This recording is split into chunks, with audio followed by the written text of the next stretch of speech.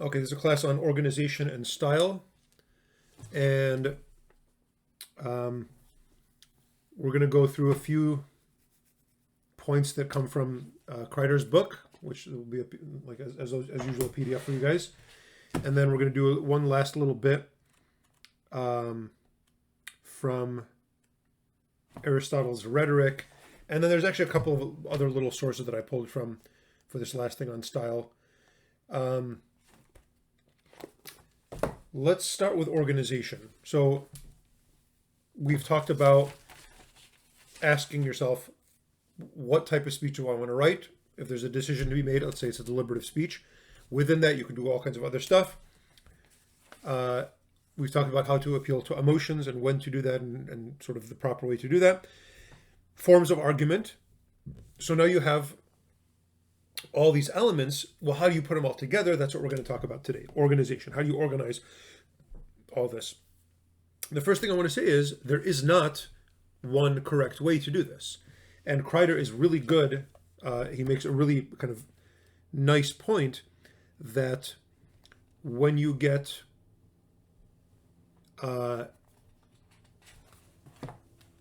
really skilled, when you have lots of experience writing or speaking or organizing words in general, sometimes the subject just kind of organizes itself. And the deeper you understand the thing that you're talking about, the more you understand, well, this is the natural way to organize this subject. And you get it from the subject itself. He calls that, he has a nice name for it, he calls that the immanent design essay. The design is sort of in the subject itself. That's amazing and ideal, and it's the fruit of experience. And it's not something that can be kind of taught or pre-planned. You just have to kind of do it enough to the point where you get it. On the other side is what you may or may not have learned, during high school, the 5-paragraph essay, where it's, in this paragraph, I would like to introduce this topic. There are 3 points to this topic, 1, 2, and 3. Then the next paragraph, here's this first point. The next paragraph, here's the second point. Third paragraph, here's the third point. In conclusion, and you just repeat it all. That's the most, I forgot which side I put, the immanent design. The immanent design is over here. 5-paragraph essay is over here as the most bland, boring, kind of introductory way to write an essay. Crider gives us something in between, and he gives us the design of the classical oration, and I really like what he does. And I think it is a very useful way to organize your thoughts that maybe is just right for an undergraduate liberal arts student. So let's take a look at this. Page 48 of Crider.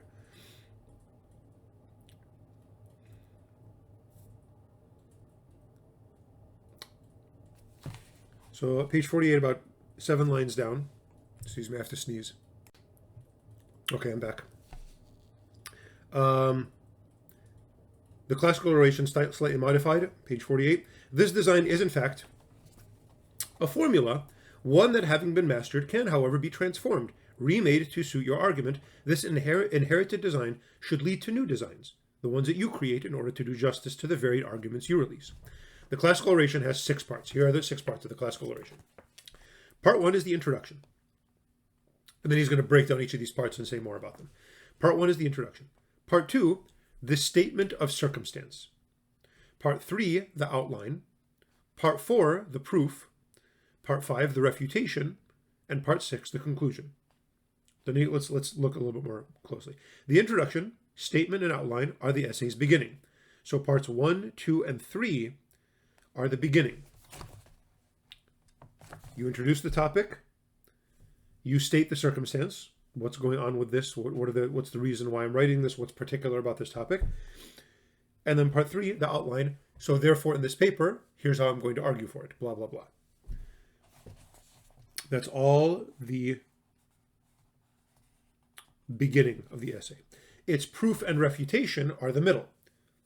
So part 4, the proof, and part 5, the refutation. So here's where I'm going to actually argue for this point that I'm trying to make. And the refutation, here's how I'm going to respond to the people that disagree with me. And then part 6, the conclusion. An introduction leads the reader into the essay, establishing the essay subject, its focus, and often, but not always, the argument. The statement of circumstance is background the reader needs to situate the argument. The outline delineates the parts of the proof and refutation so the reader knows, before beginning, the shape of the essay's body. That's very helpful. Your proof is your argument proper, the section in which you demonstrate the truth of the argument through both development and explication.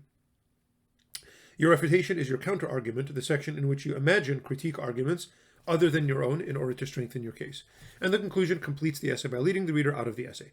These parts are not necessarily paragraphs. So all those first 3 parts all should really probably just be one paragraph.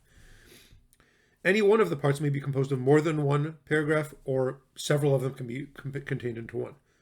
To examine each part in greater detail, let the order of the parts dictate the order of the presentation. Okay, so what is the design of the classical oration that Crider presents? Those 6 parts. Let me repeat it just so you have it in front of you. The introduction, the statement of circumstance, the outline, the proof, the refutation, the conclusion. 6 parts. Those 6 parts in that order. Again, none of this is written in stone, but it's a great way to start. And it's a great way to kind of like begin to develop argumentative essays and other types of essays. Okay. Let's talk about, I'm going to spend some time on the introduction, and then I'm going to talk about the outline, and then we'll move to Aristotle. Again, there's lots of good content here, so do all the reading, especially from Crider, but I'm not going to just explain every single thing he says in the book. What are some options to introduce your essay that Crider presents? So, introduction, how should I start? Go to page 49. Beginnings and endings are difficult because one must determine how far back to begin and how far forward to end. So you don't usually need to begin with the creation nor end with the apocalypse. An introduction has 2 purposes. It lets its reader know what your purpose is, and it persuades the reader that your essay is worth reading. Those are really good things to focus on. Number 1, this is what I'm going to write about. Number 2, this is why you should care about this. Those are really good things to think about as you're writing your introduction. The most common way to achieve all 3, first the introduction determines the essay's subject, focus, and usually argument. The most common way to achieve all 3 is the funnel-in introduction, in which you begin with the general subject matter, limit the focus, state your thesis. Suppose one were writing an essay on the leadership of Agamemnon in the Iliad. Your introduction might, I'm not going to look at that. Okay. There are 5 other ways. Look at page 50.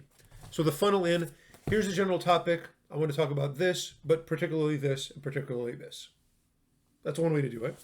There's some other options. Richard Whately, relying upon a 19th century rhetorician, Richard Whately, Edward Corbett, so it's a guy quoting another guy, offers 5 other possibilities on page 50. The inquisitive introduction. So you start with a question. All right, that could be nice. Again, this could be with speeches. If you're ever going to preach a sermon or give a talk to a youth group, you can start with a question. The paradoxical. So you say something that sounds, what? That's weird. What do you mean? The corrective, the preparatory, and the narrative. Let's see.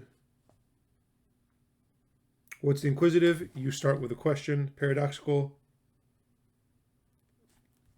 You might think that something, but it's actually something. The corrective introduction, page 51, persuades the reader that the subject has not been addressed adequately. Most people think this, but it's actually, people haven't really thought about this part yet. There's something I'm correcting in the scholarship. The preparatory introduction, page 52, persuades the reader that some unusual feature of your case is worth attending. Just so you know, what I'm going to say is going to be a little bit unusual, so I'm preparing you for this idea. Narrative introduction, you start with a story. Okay, that's fine. These are all nice ways to introduce it. Page 53. What do I have here? Oh yeah, how do you know which one to employ? The ultimate principle, page 53 in the middle. The ultimate principle is imminence. Use the type that suits your argument. So I don't know which one to do. If you don't know which way to introduce your topic, first of all, don't overthink it. Just start writing something. But if you're not, well, don't think about these 5 ways to introduce an essay. Think about your topic. And the harder you think about your topic, the more you think about your topic, the more it'll sort of naturally tell you this is the way it should be introduced. And then this is imminence. You're moving from here's this form of an essay to I'm writing about this thing, and this thing is going to sort of tell me how it needs to be written about. Okay. Why is an outline within an essay important according to Crider? This is actually pretty simple. Go to page 55. The third part, this is 3.7, the third part of the classical oration is the outline. An outline is crucial for 2 reasons. First, it indicates that the writer actually understands the shape of the proof. Second, it pleases most readers because it lets them know what design within the essay to expect, and when that expectation is met, when the themes introduced in the symphony's opening are explored and developed, the reader experiences a harmony between expectation and fulfillment. So why is it important to do an outline? So again, you just say at the beginning, I will do this by 1, 2, 3. You can even put numbers in like parentheses or something. And when you say, I'm going to do 1, 2, 3, 1, 2, 3, 4, whatever it is, and then you actually do that, the reader, first of all, knows that you've thought about this before and that you have some idea what you're talking about. And 2, there's a kind of pleasure in here's the expectation and here's a fulfillment of that expectation, and it makes your essay fun to read. You are not like a suspense novelist. You might be, but when you're writing an essay, you're not a suspense novelist. You don't want, well, I don't want my reader to know where I'm going. I want to be like this mysterious, oh, I can't wait to see where this is going. Your essay is not that interesting. The topic is not, you're not writing a detective novel. Say what you're going to do at the beginning. Do what you say. That's a kind of just humble way to approach this. Nobody is that fascinated in what you think of Homer's like Iliad or something like that. Get to the point. Here's what I'm going to do. That's much more pleasant than I'm going to be this deep, mysterious person that nobody's going to understand until the very end. And then you're going to have to analyze it and peel away the layers of meaning. You're not Plato, dude. Write your essay, turn it in. It'll be great. Don't worry. I will request when you write your paper for this class. Again, it's on the 2nd page of the syllabus. Term paper prompt. You must write a deliberative speech. It must be a deliberative speech. You must be trying to convince me to make a decision. That's a deliberative speech. Pick a topic that you like. In the speech, show off what you've learned, clarify definitions, use a syllogism, manipulate my emotions, organize it well, meaning use section headings. I'm reading this off the syllabus.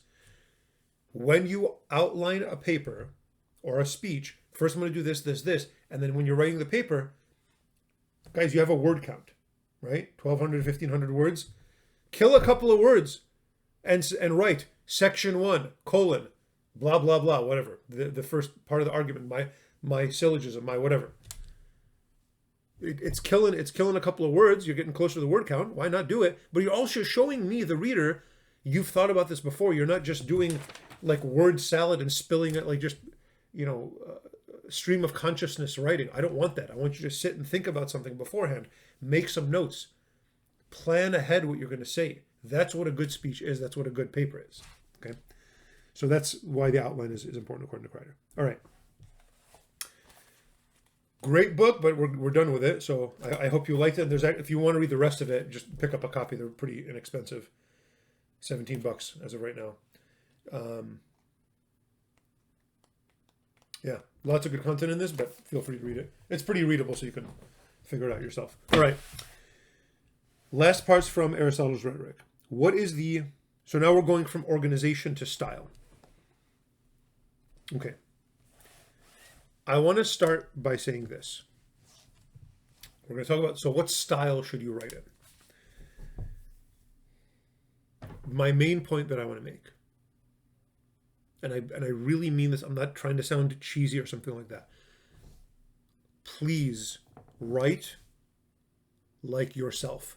Be yourself. I beg you. Please don't try to sound cooler than you actually are. If you're a dork, we will love you for being a dork. Don't pretend to be, when you're speaking, we want to hear you speak when you're just being yourself. People recognize when you pretend. They recognize pretension, and it is very annoying to watch or to read. When you are writing, don't act smarter than you are. Don't use words in your essay that you wouldn't use, I mean, I've seen people when they give speeches or essays, or even sometimes even priests will do this in their sermons, and they'll use big sophisticated words to sound smart, but they'll use them incorrectly. So what's the result? You're trying to sound smart and you actually look really dumb. Just be yourself. Use words that you would normally use. If you happen to be really sophisticated and a kind of literary person, and these are the words that you would normally use, okay, then be yourself and use them. If not, it's much better to read. Now, you shouldn't be, when you're writing a paper or giving a kind of formal speech, you shouldn't be like, burping into the microphone and typing out, cuss words or slang into an essay. You should be a polished version of yourself. You should be on your best behavior, but it should be your behavior. You should not be pretending to be somebody else. Okay. And that's a really important distinction. And that's what I want to say. And if you can here's what I want to say.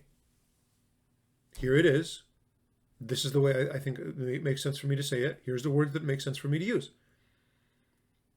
That is a much better essay, and it's a much better speech than the guy that's constantly going to the thesaurus and looking for synonyms that take more syllables to say, just so he can look smart. Why? What's that doing for anybody? No, nothing. It's not going to impress me. I doubt it'll impress any of your other professors. And just kind of a straightforward 1, 2, 3, and then I have this very sophisticated argument that's going to go over here and tie this together. What do we say when we talk about logic? Think in a straight line. If you think in a straight line and you write in a straight line, 1, 2, 3 here, and the conclusion, that's so fun to read. It keeps people's interest, and it gets straight to the point, and it's like, oh, it's refreshing. So please, that's the main advice that I want regarding style. Now, what is the virtue of style? On page 251 of that PDF.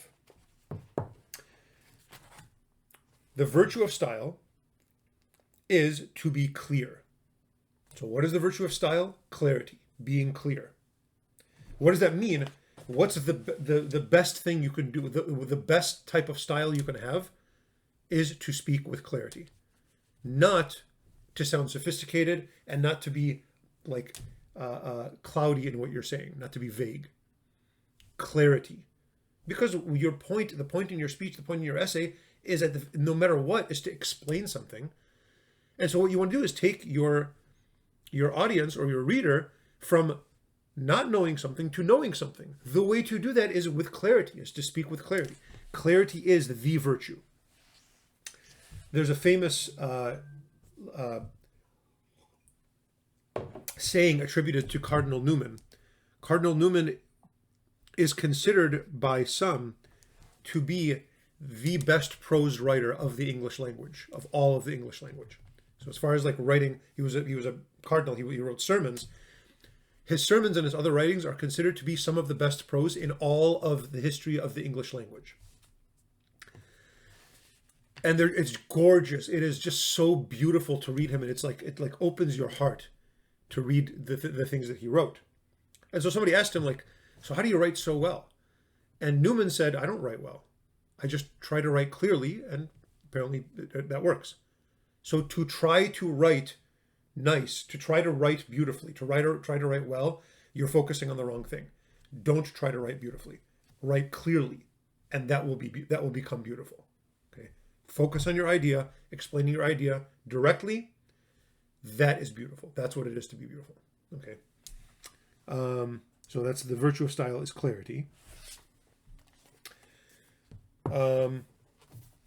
What are the aspects of a good metaphor? So once in a while, you're going to use a metaphor to explain something or whatever. We've talked about similar things like fables.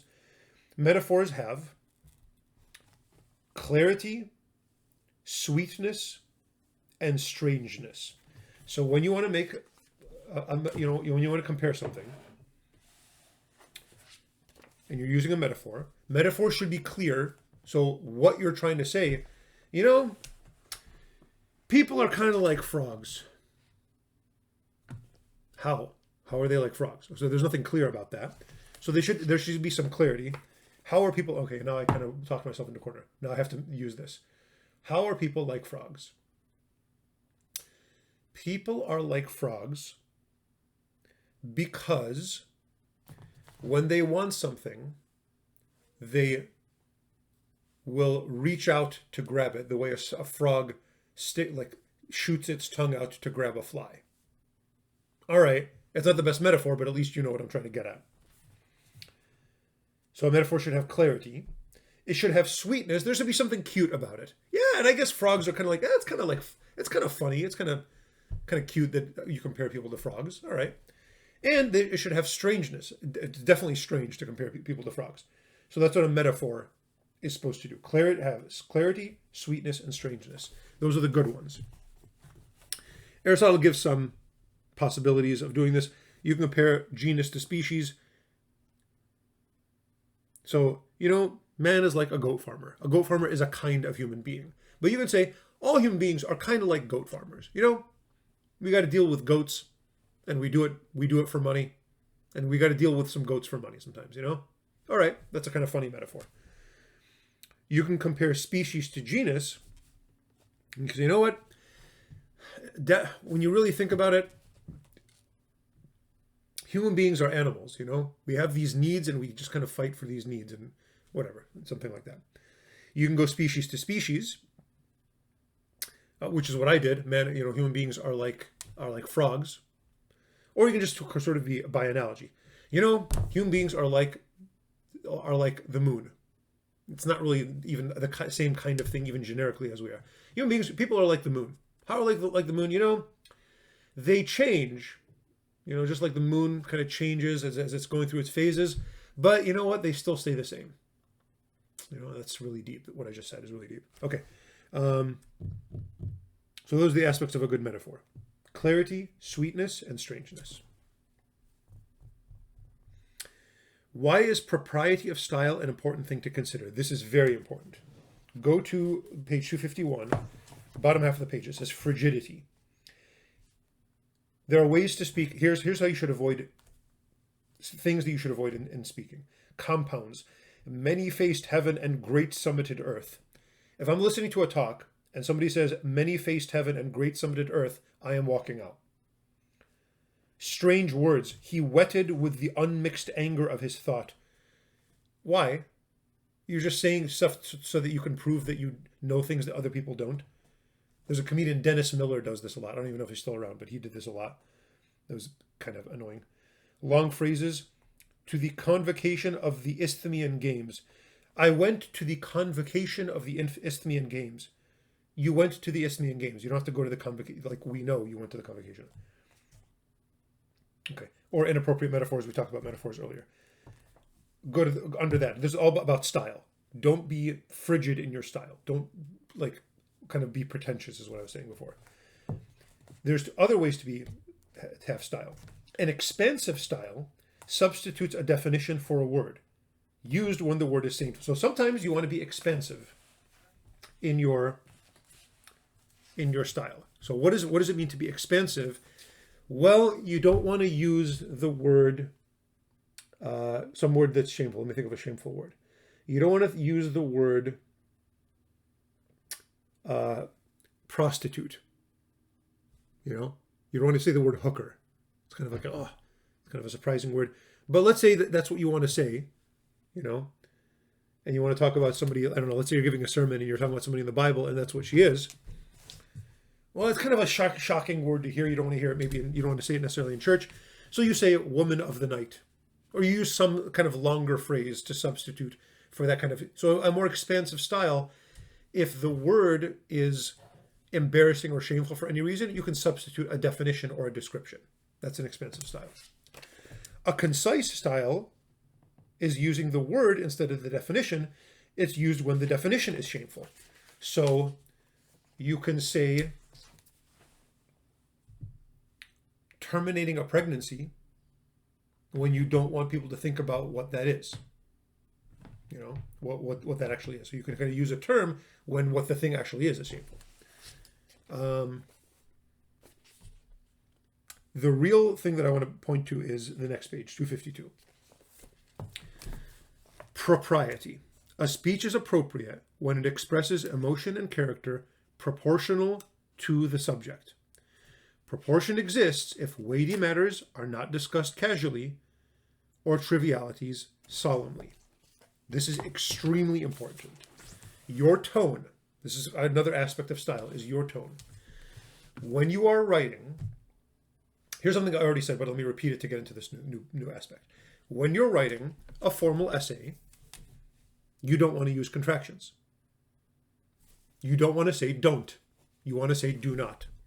It's just a more formal style. Why? Well, you're writing it out. When you're writing, that's kind of a formal thing. You just kind of want to be a little bit more official. It's still you. You're not being fake, even though you probably would never say do not, but it's really close to don't. It's not like you're being pretentious by saying do not. It's just writing. It's a little bit more on the formal side.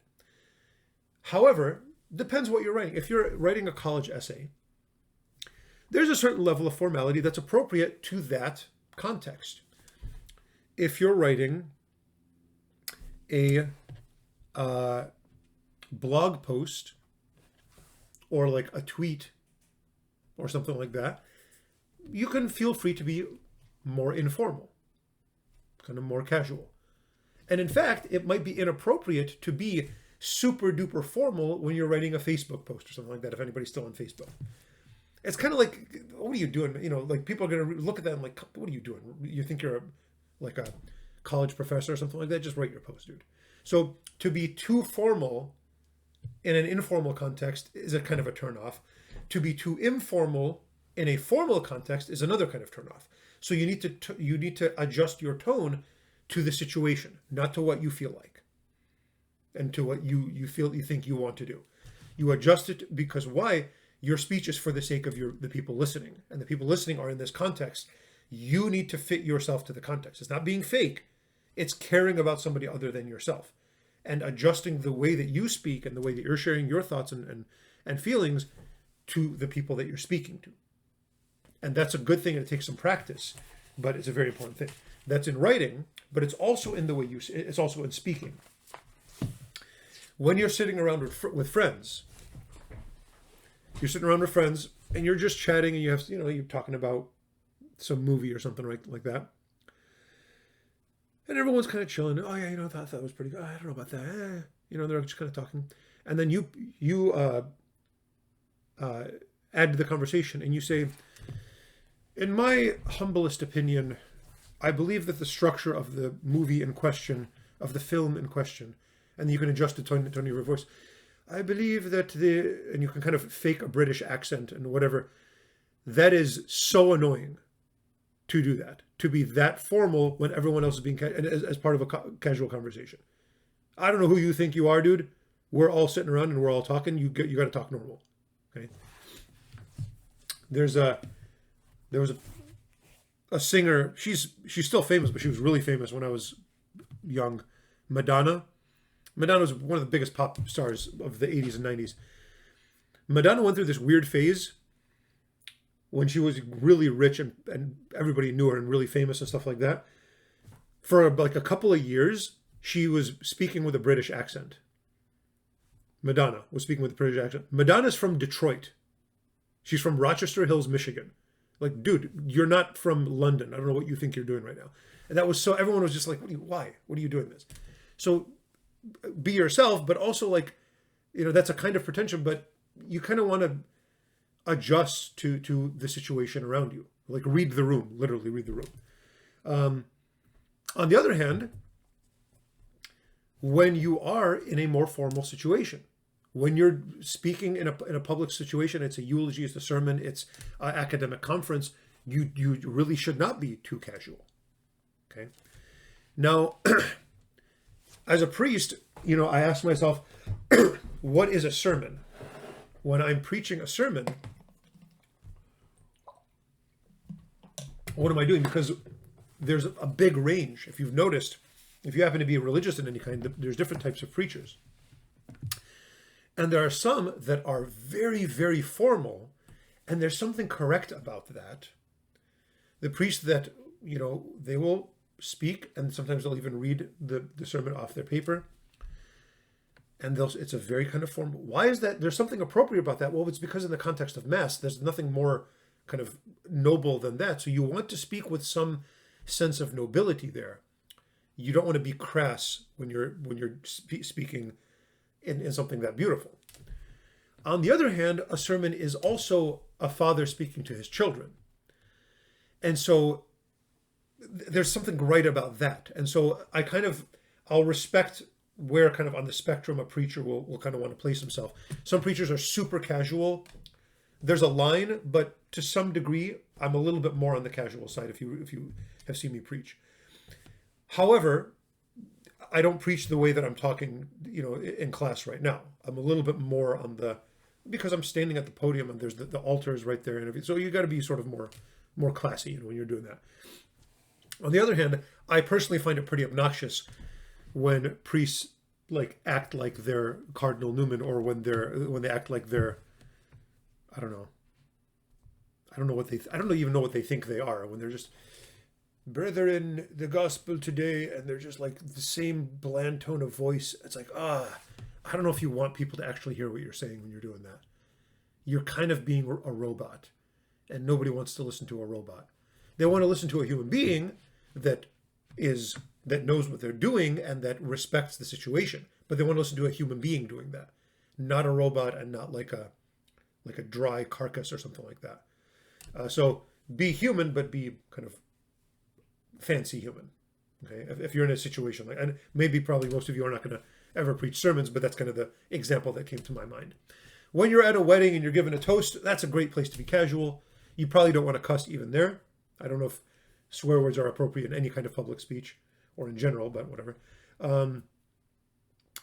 When you're recording a lecture, sitting in your room and there's a microphone in front of you or a camera on top of your thing, you can probably be a little bit more casual. I hope nobody's offended by my, I don't know if I'm that, whatever. But so why is propriety of style important? An important thing to consider, because it will completely turn off your audience if you're not at the right tone. And if you're speaking of a serious thing in too casual of a way, people are going to assume, maybe correctly, that you don't take this serious thing seriously. And if you're speaking kind of about a silly, trivial thing, and your tone is super official, people are going to maybe correctly assume you take yourself way too seriously. And you need to sort of, tone it down a little bit and kind of calm down about what you think you are exactly. Okay. He has this point about rhythm. I don't really see this happening very often. Apparently in ancient Greece, people in the middle of speeches would start to speak in poetry. I can see that being pretty obnoxious, kind of pretentious. There's another arrangement for parts of speech there, but I'd prefer Crider, so I don't want to go over that again. Here are some general tips. Let me actually, let me go through the general tips. So page 253 and 254, there's these things about style. Getting attention.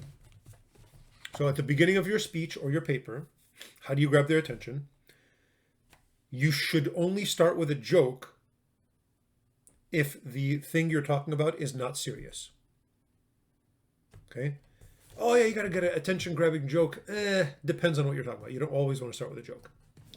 I actually don't really tell jokes when I'm preaching. Once in a while, I'll say something in a funny way, and I'll see people kind of giggling once in a while. But I don't like, what's a good joke to start my sermon? That's not really my style. When you're giving a casual speech, start with a joke. Great. You're doing a TED Talk. Probably a great way to start is by starting with a joke, if it's not a serious matter. Showing how the topic is important is probably better for a serious matter. However, here's a really important point, and I put this in bold, and I put little asterisks around it. Make sure you grab attention during the whole speech and during the whole paper, not just at the beginning. At the beginning, people are already listening to you. It's actually less important at the beginning to grab their attention. It's more important to grab their attention in the middle a couple of times. Let me remind you of something. And you just kind of like suddenly shift it to something else. You know what? Let's go back to that story I was telling you earlier. Or you put a joke in the middle. That's actually more important. When people are starting to lose interest, you got to grab their attention again. This is very, very good advice for speeches and for papers, because papers can get boring too, as I can attest to. Proofs. This is repetitive, but I will say it again. An audience can only take so much. Don't try to prove everything. Pick your battles. You cannot prove every single point you're trying to. You only have this many minutes. And honestly, I mean, I'm 36 minutes in now. People do not have that much of an attention span. I mean, 10 minutes for a speech is pretty good. Maybe 15. You're not, again, always remember, you're a beautiful creature created in the image of God. Great. You have dignity, or you're all that's great. You're not that interesting. And dude, I'm sorry, I have to just say this, and maybe I'm gonna save you guys some heartache in the future. Even if you're sitting at a bar and telling somebody a story, get to the point. I beg you. Please. Nobody deserves the punishment of a 45-minute story that doesn't even have a point. And it's actually rude, because at some point in a conversation, the other person should say something. They should have an opportunity to actually talk. And maybe you should ask them a question.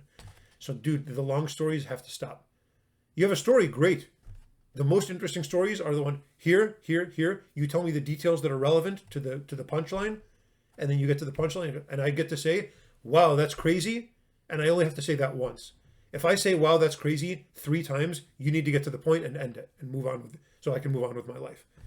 Oh, gosh. Sorry. I'm kind of venting from some traumatic experience I've had. Okay.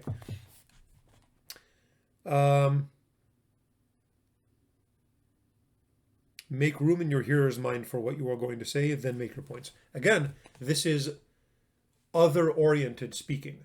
Do not speak, do not write to say what you want. Speak and write to say what the person you're speaking and writing to needs to hear. And then that means say it in the way that they need to hear it. The opposite of this is the guys that are on the street corner in a public area with the loudspeaker in their hand, or the microphone and the amplifier, screaming about you're all going to go to hell.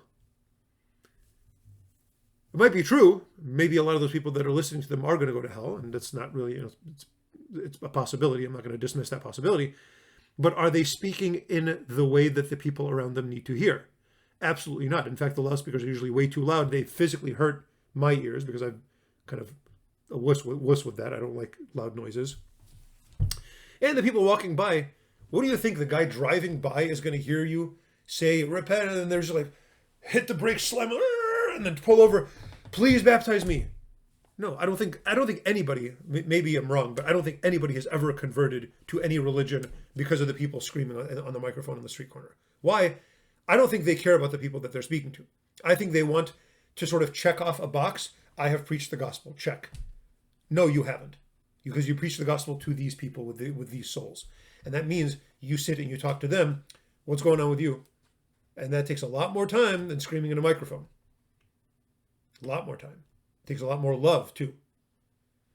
And you sit and like, so what's going on? And then at some point, what's up with you're going to go like bang on somebody's door. I'm going to tell you about Jesus. No, you're going to tell me about, well, yeah, eventually, but you're not going to really be speaking to me. You're going to be speaking to yourself, so that you can go home and check the box and you can tell your friends, yeah, I totally knocked on this many doors. Yeah, good for you. Again, I'm not saying that this is essentially evil or something like that, but it's not really effective. And because you're not speaking to people. You're just speaking out into the void. To speak to people means you have to understand them, and you understand them, okay, there, make room in your hearer's mind. So, you mentioned you don't really like religion. What's up with it? Why don't you tell me? And then they'll say something, okay, let me address that. That seems to be the issue. There's kind of an obstacle in your mind. That's what's going on. Yeah, you want to talk about that? Do you want to, wow, what a weird thing to say. Would you like to talk about something? rather than just kind of blabbing it and then hoping it catches somewhere. And that I have personally found that's very effective, much more than the yelling guys. Okay. Interrogation, this is more about a debate. Don't worry about that. Humor. Okay, my number 7. How should humor be used in a speech? Spoil the opponent's seriousness with laughter and their laughter with seriousness. So how should humor be used? To kind of break the tension. That's a good place to use humor. To break the tension. That's really the kind of the answer that I want. Again, when it's appropriate, if it's the right context, and so on. But it's very effective though in breaking tension. It might be the most effective way to break tension. All right. That's it for the questions. But here, page 254, there's these nice public speaking tips. I just found them on Toastmasters.org. Know your material. Practice. I'm not sure how much practicing millions of times is beneficial. If you're a new public speaker, going over it, saying it out loud once, maybe in front of some friends, in front of a mirror, in front of a camera so you can watch yourself, that's good at the beginning. The more experienced you get, this actually might backfire. If you're an experienced public speaker and then you go over an entire speech verbally, it actually might make you more kind of stale when you actually give the speech. There'll be less sort of newness to it. So that one, I would, at the beginning, practicing is fine though. Know the audience. And comedians will do this. They'll before they start the show, or at the beginning of the show, they'll talk to them. Oh, what's up with you? What do you do? What do you do? And they'll kind of get to know them. That's great. Again, depending on the context. Know the room. So if you're really nervous about speaking, this actually helps me a lot. And believe it or not, I still get nervous sometimes speaking.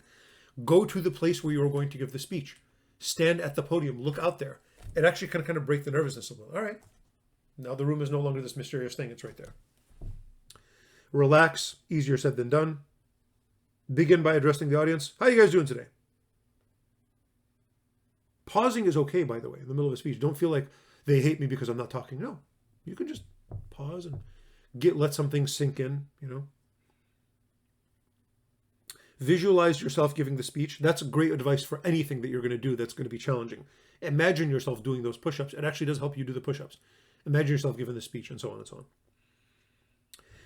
This is a really good one. Realize that people want you to succeed. They're listening to you. They're there to see you speak. That means they want you to speak well. They're on your side. And if you make a little mistake, they're not going to stone you. They're not going to make fun of you afterwards. They're not even going to notice if you just keep going. I beg you, next line, don't apologize for any nervousness or problem. Don't draw attention to your mistakes. If you say the wrong word, yeah, you know, so I was talking and so and then you say Ramon instead of remote control. You say Ramon control. And then I picked up the remote control. Anyway, so you just keep going. Do not. Then I picked up the Ramon control. Oh, sorry. I was thinking about my buddy Ramon. And sorry, I was just talking to him. That's why I'm so sorry. I'm so sorry. Please, I beg you to forgive me for saying the wrong sound. Calm down. Everyone does it. You said the wrong word. Say the right word. Move on. Don't draw more attention to it. It's just like, and everyone's just watching you spiral into this. Just stop. Stop. Move on. Keep going. Forget about it. It's fine. Concentrate on the message, not the medium. Yeah, do not draw attention to yourself when you're speaking. Draw attention to the thing you're speaking about. Then experience, just speak a lot and you'll be better at speaking, like a lot of things. And then slow down. Pause, catch your breath, let your audience catch up. When you're nervous, you want to go a lot faster than you should. Okay?